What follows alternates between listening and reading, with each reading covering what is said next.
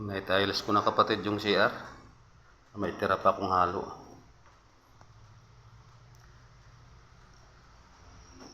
Kanina pinaplasteringan ko yung wall.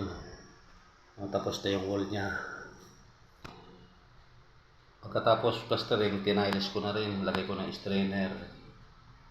Tapos dito yung enduro, yung luma lang yan kapatid, yung binaklas ko doon sa CR na kabila, nilipat ko dito.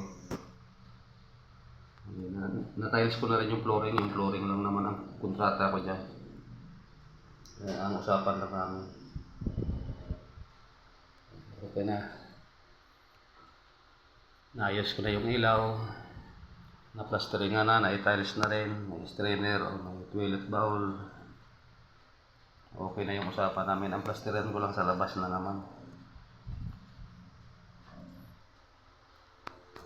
Ilang konti na yung halo ko, mabibitin.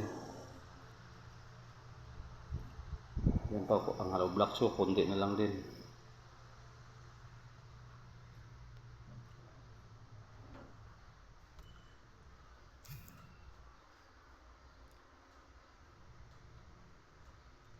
Yun na lang kapraso yan.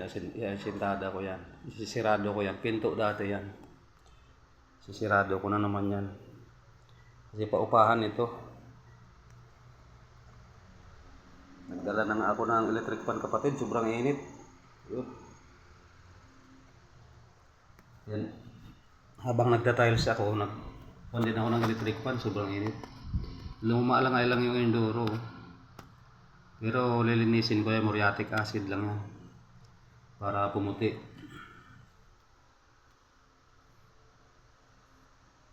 Okay na mga plastering, tapos tiles. Kasi kuwan lang naman ito.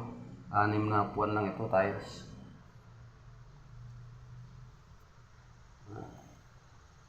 Natapos ko rin ang maaga-aga. Babay mga kapatid. Maglinis-linis muna ako, gusto pang may halo pa ako rito.